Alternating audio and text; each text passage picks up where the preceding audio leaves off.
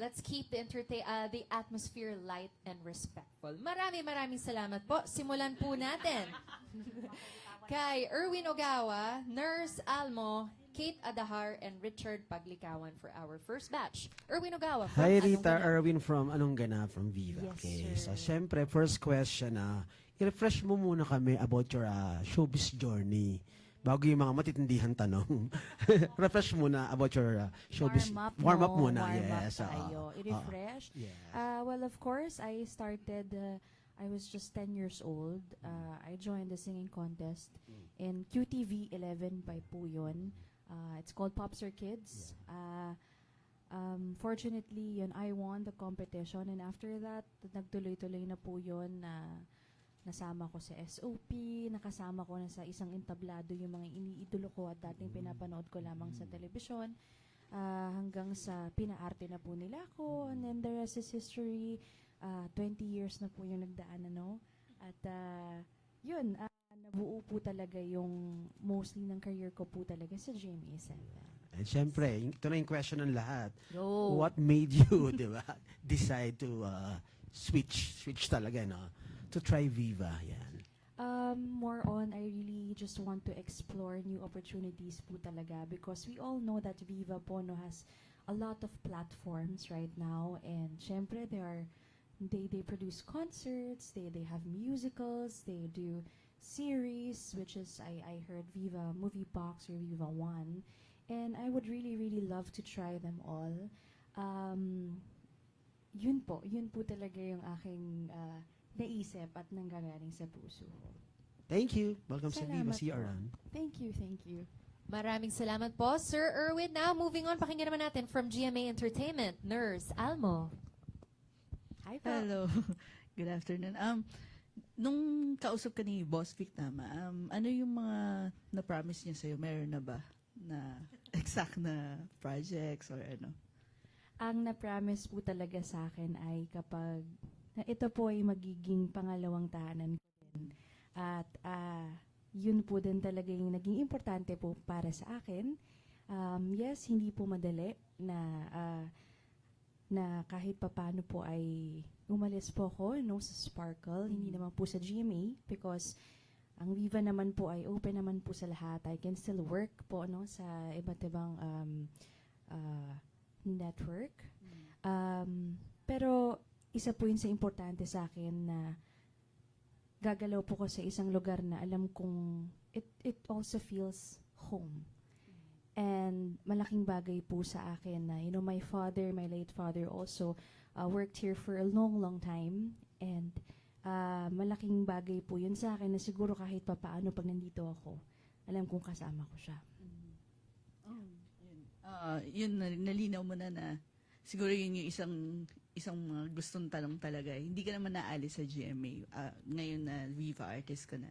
Opo, syempre po, mahirap din po para sa akin yun. Of course, if they would still love me to do projects for them, of course, I will always say yes.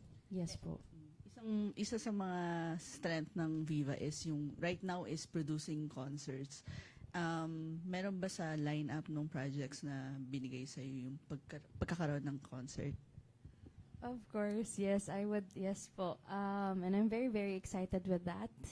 And honestly, yung career ko po, it's been, 20 years. I have never ever have a major solo concert, and I'm just so happy that, siguro nga po, everything has a reason, and I think that's the perfect timing.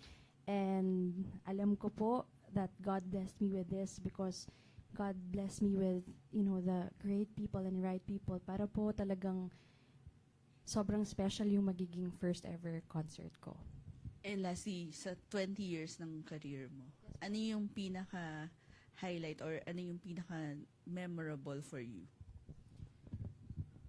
Well, of course, syempre po yung nanalo po ako dun sa aking yung Popstar Kids. Opo, 1 year din po tumakbo yun eh, yung competition na yun. And dahil doon, talagang nagbukas ng doors for me, yung talagang napapanood ko lang sila, Miss Regine, sa TV, tapos nakasama ko sila sa stage. And definitely, of course, si Aubrey, the very iconic. She's how do I say it? Mahirap siyang alisin sa puso ko. Whew, tubig. May patisyo pa tayo dito. Sayang naman yung makeup ko ng inano ko ng 2 oras, ate. Ayan, maraming salamat. Hintayin natin yung patisyo. Siyempre, kailangan maganda tayo dito, di ba? Kasi po, 5 million. 5 million yung nanonood sa atin ngayon. Oo, maraming salamat po. Okay. Uy. Ano meron ka? Tapos si Aubrey naman, papaiyak ako. Isa pa nga. Wait lang. Sige, iyak lang ako muna ako dito. Wait lang.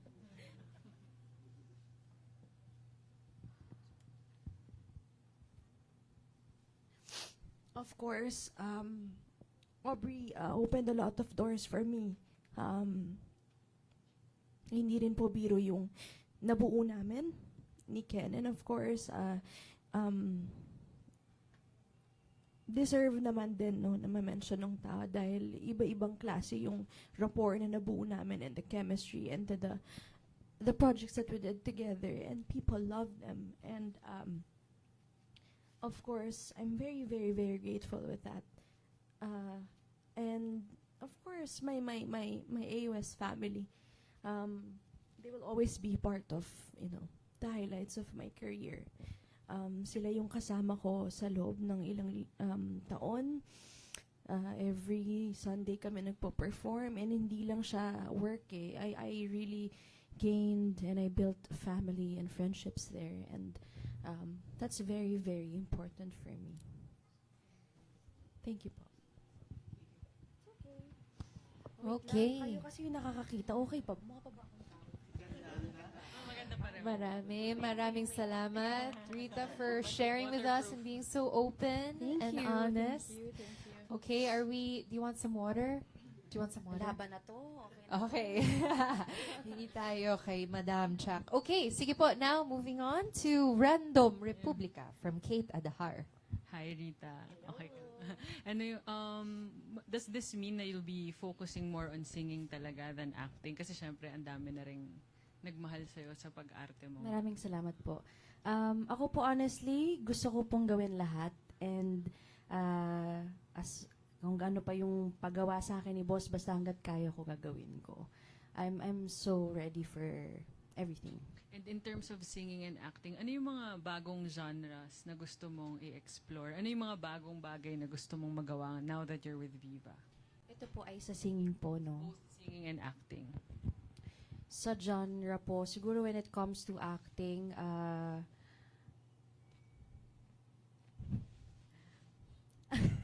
medyo, okay, thank you for that question. Ang hirap na, no? That's very challenging.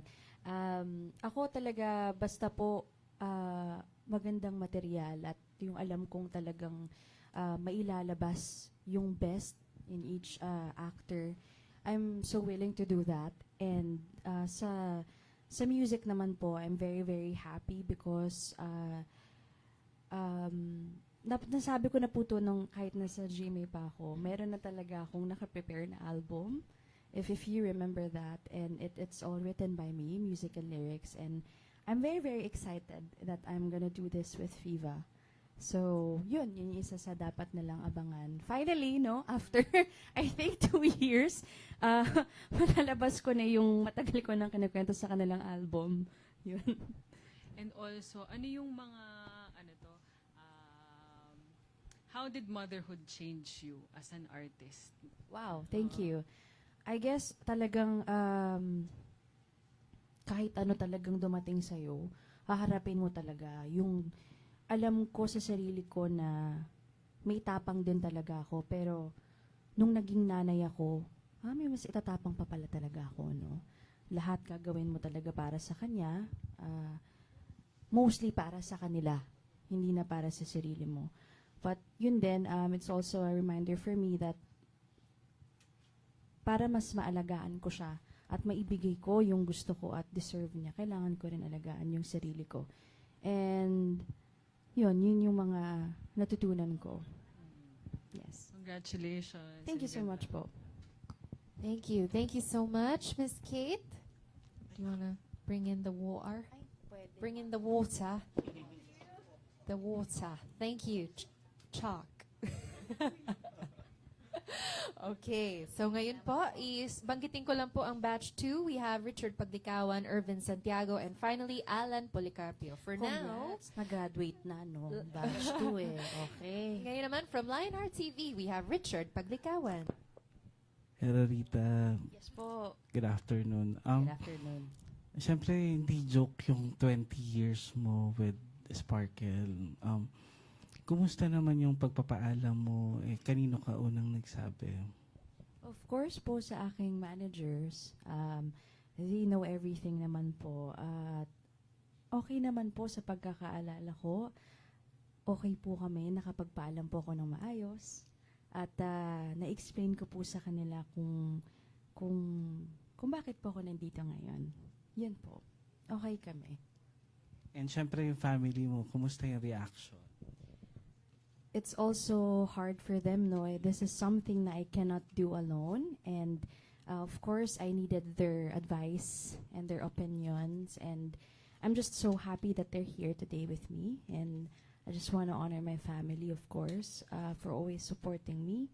And not just my family, also, of course, sinabihan ko rin ang aking mga supporters, ang fans, and my favoritas are always there to support me. And I'm just so galing, no? Ang witty, no? 'Di ba, favoritas? So, yun, syempre, malaking bagay yun. Malaking bagay sila sa itong new journey ko. At alam kong hindi ko to kakayanin kung wala sila. So, masaya ako na nandyan yung pamilya ko. Masaya ako na nandyan yung favoritas by my side. And also, 20 years milestone kasi siya. So, are we expecting something big for this year, for Rita? Yes po, let's claim it. Let's claim success and bigger and bolder projects and a new, talagang fresh start for me and Viva. And sobrang game na game ako talaga sa lahat. So, excited ako dun. May kahit ba teaser ng mga possible na projects mo for Viva? Yes, meron na po, no? Actually, meron na po with the Viva Movie Box. Yes, ayan. Meron na. So, excited ako na makita niyo kung ano yung pinrepare namin for everyone. Ayun. Congratulations, Thank you. Rita. Thank you so much. Okay, maraming salamat po. Now, we have from Bandera, Irvin Santiago. Hello. Hi, Rita. Congratulations. Salamat po. Member ka na ng VAA. Kanina naging emotional ka, 'di ba? Dahil doon nga ka sa mga highlights na accomplish mo sa career mo. Tapos, ano yung feeling na hanggang ngayon talaga, Rita, si Aubrey, hindi pa rin nawawala sa isipan ng mga Pinoy? Di ba ang daming memes ni Aubrey sa Facebook, sa social media? Ano yung feeling na hanggang ngayon buhay na buhay pa rin si Aubrey? Siyempre po, masayang-masaya ako. Ang ibig sabihin lang po nun ay nagampanan ko po ng maayos at matiwasay ang trabaho ko bilang artista at bilang actress. At sobrang happy lang ako. Hindi ko po siya actually tinitignan na sa negative thing na it's been, a lot of years, ilang years na yung nagdaan. Tapos, yun pa rin ang kilala sa akin, yun pa rin ang tawag sa akin. Mas masaya po ako. Dahil, ang tagal na po siyang hindi napapanood sa totoo lang. Pero, nananatili po sa puso nila si Aubrey. It means na, she's not just a character. She really, really touched hearts of the people na talagang nakilala siya dun sa palabas na yun. So, given a chance ba, Aubrey? Ay, Aubrey. Go lang! Todo mo yan! Oh, Rita. Kaya mo pa rin gumawa nung ganong klaseng role or mas matindi pa doon kahit na may baby ka na? Labante. Sabi ko nga sa'yo, hindi ba ready? I'm so game for everything. So, naman, kayang-kaya natin yan. Opo. Okay, next question ko. Meron ka na bang naiisip or meron ka bang gustong i-request kay Boss B kung sino yung mga gusto mo makasama sa mga next projects mo for Viva? Oo naman po. Sino-sino tong mga to? Sino-sino, no? Siyempre, lalayo pa ba ako? Of course, si Miss Sarah Geronimo. Sarah G. Yes po. Gusto ko talaga yan. Ilalabang ko to, ate, tsaka. Bilang parehas kami ng... Oo. Correct. Diba? Anong gusto mong genre na pag nagsama kayo ni Sarah? Pwede pong kantahan, pwede rin sa artihan dahil isa rin po siyang mahusay na actress. Opo. Pwede rin yun. And dun sa singing, gusto ko rin po actually si Arthur Neri. He's very, very good. Yun po. Sa mga guys naman ng Viva. Hindi po ako masyado maalam. I'm so sorry. Oo. And sino na lang naiisip mo para sabihin namin kay Boss B? Charot. How about you gave me multiple choices and I'll just choose A, B, C? Ganon. Paano ba? Sige, go. Para masagot natin yan. Guys, sino bang naiisip Oh, diba? mo? Ano, Call a hingi friend talaga ng siya. tulong Oh. sa'yo.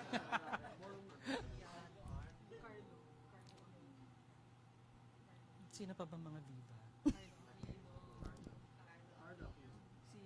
Ay, game po ako kay Mr. Carlo Aquino at saka Zian Lim. Okay din yan. Laban yan. Oo. Sige.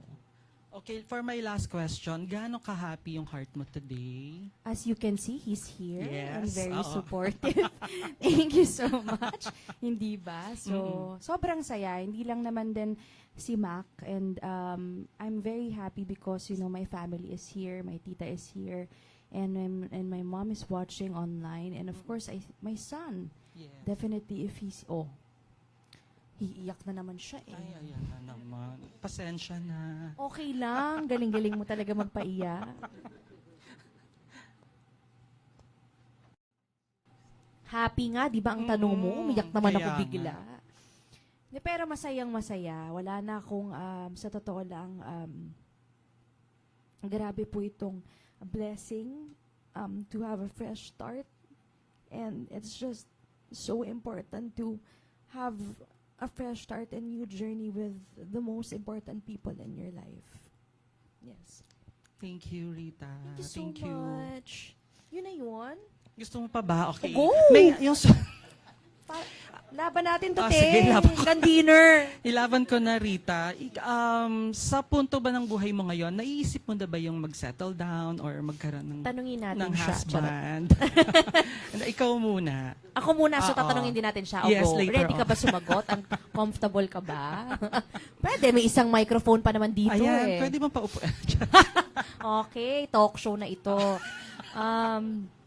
Oo naman po. Yes. And even dun sa first date namin ni Mac, ay sinabi ko na yun sa kanya that I am seriously looking. I am not into playing games anymore. And siguro po, naniniwala ko na kami ay talagang pinagtagpo dahil parehas kami ng mga paniniwala, parehas kami ng gustong puntahan sa buhay namin. And I'm just so glad that we found each other at the right time. Kamusta naman yung relationship nila ng baby? Very good. Sobrang maalaga at madalas hinahanap siya sa akin ng anak ko kahit pag inom pa lang ng ang gamot. Sasabihin niya, "Where's Tito Mac?" Ay, hindi pwede. Kailangan mong inumin yung gamot mo without or with Tito Mac. So, wala po kong masasabi. Wala na akong ibang mahihiling pa. Grabe yung suporta at saka pagmamahal at pag-iintindi niya sa amin. Dalawa. Thank you so much, Rita. Thank you. Salamat. Baka gusto mo siya Pasensya itanong, na. dito na tayo, oh. Okay lang, Well, tanongin nyo na. Ay, may Ako isang, na nahiya sa'yo, Rita. okay lang. Ay, nakatapat na naman na yung mga cellphone Hindi. ninyo, eh. Thank you. Okay. Are you ready to give an answer? No? Pass muna tayo. Sige, pass daw po. Okay, maybe later. Okay, maraming salamat po. Ngayon naman, from The Inquirer, pakinggan natin, Alan Policarpio. Hi Rita, Hi, sir. congratulations. Hello po.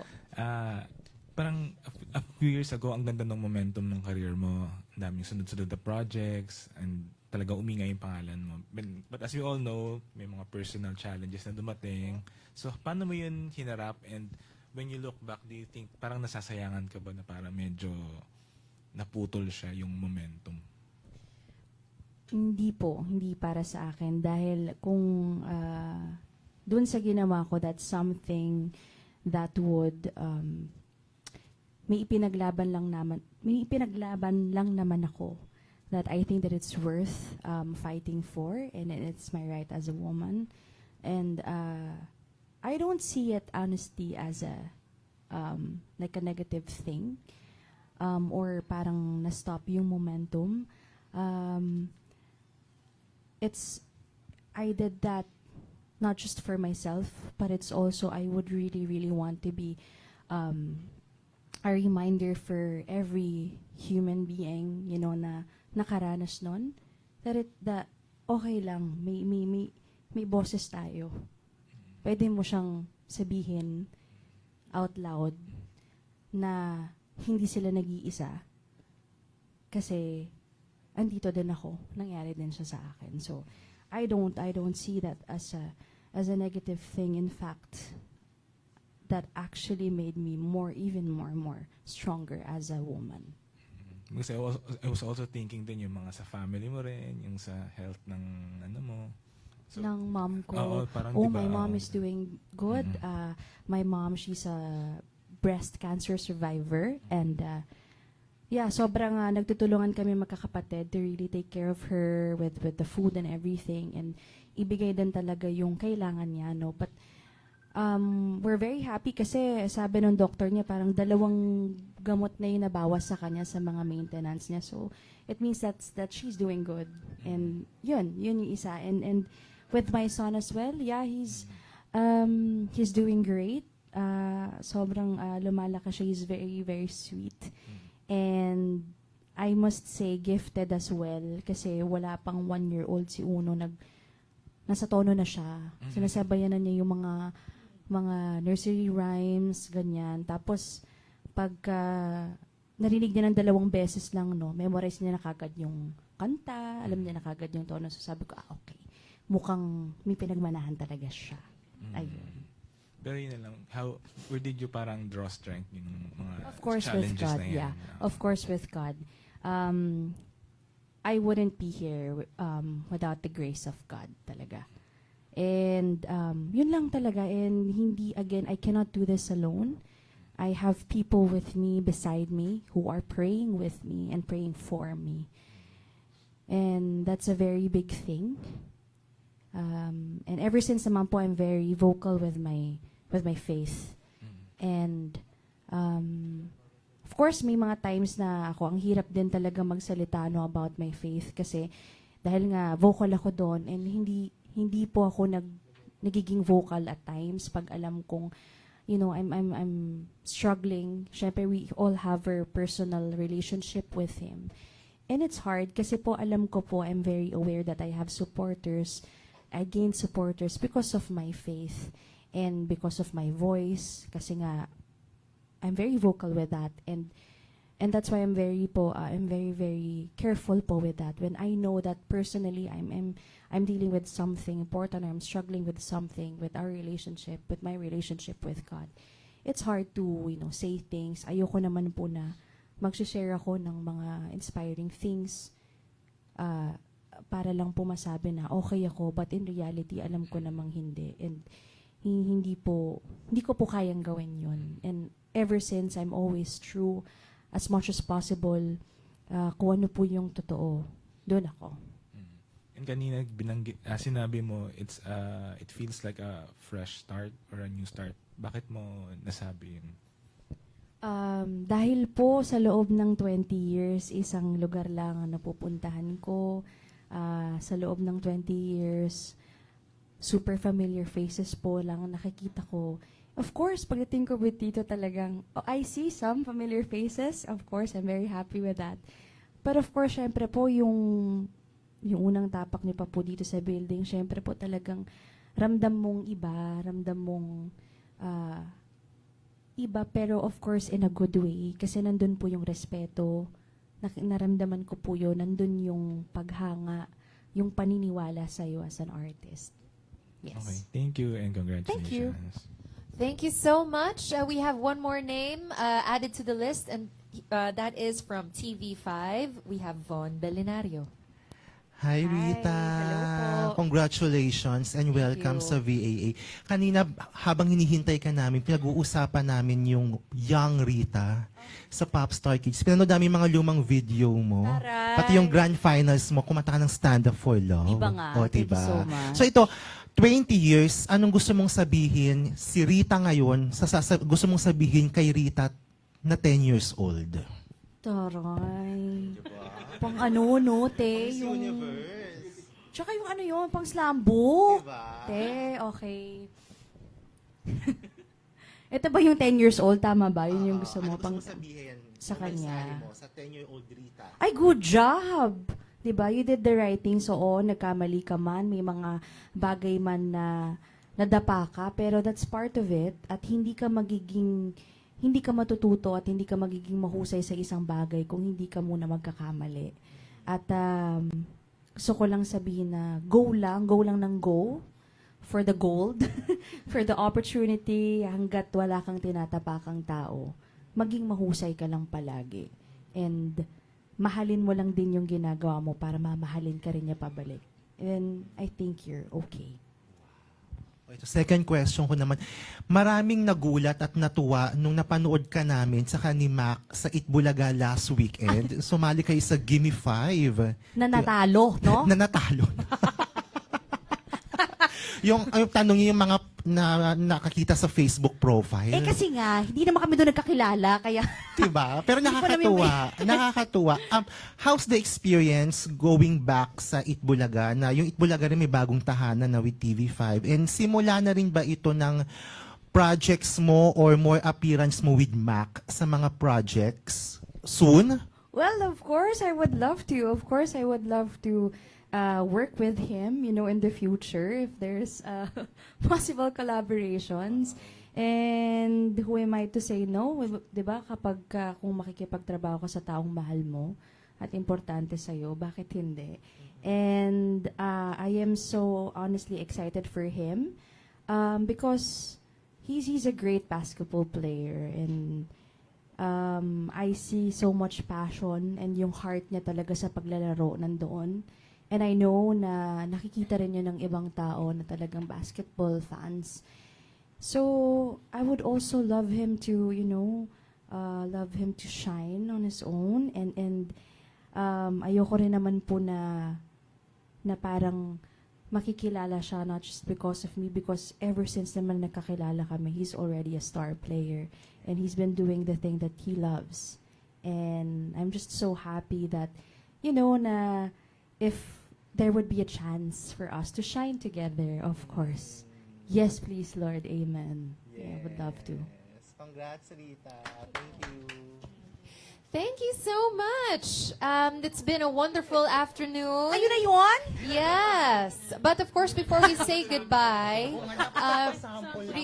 pasample daw. Before we say goodbye. Wait lang, Rita, ito, pinag-usapan namin kanina. Ilang? Yung final song mo nung Popstar Kids is Stand Up for Love. Oh. And now you're standing up for love Oh. kay Mac. Sabi. Pwede bang pasample naman para naman makita namin talagang you stood up for love? Saang part? Ikaw bahala, chorus, whatever. Taray. Okay. Tatayo ba tayo dito? Ano? Ano ba dapat, ate? Stand up daw. So, stand up din, literal. I-stand up na natin. Para naman, thank you so much, Sir Josh, sa aking stylist. Sinabi na niya, okay, game. Tubig muna tayo, te. Baka may sumabit Winning song ni Rita 20 years ago. Okay, game. Wow! Okay, game. If we all stand together this one time, then no one will get left behind. Stand up for life. Stand up and hear me sing. Stand up for love. Thank you. Wonderful. Maraming salamat po. Thank you so Thank you so much, much. Rita. Thank you for joining Baka may us. parting words ka to everybody here at syempre sa ating manunood live. Maraming salamat for staying with us. Kain lang kayo dyan. Hindi ba? Kasi nga dahil sa bahay sila at sa mga nasa trabaho, maraming salamat sa pag-sacrifice ng inyong break, no? At pinapanood niyo ito. Thank you so much. And ano po pang pwede kong sabihin? Sana po ay tayo yung maging masaya sa ating mga buhay at tayo po ay magkita-kita sa success na sinasabi at tinatawag. God bless po. Maraming salamat po. Thank you. Thank you so much. Palakpakan naman natin tong incredible lady. We saw a lot of sides to Rita today. Her calm and serious side, her kuwela side, and her emotional side. Thank you so much, Rita. Okay, let's have a photo against our Viva wall to officially welcome Rita Daniela into Viva Artist Agency. Maraming salamat din po to all of our friends from the press for joining us this afternoon despite the terrible traffic along EDSA. At muli po sa lahat ng mga gustong sumabaybay sa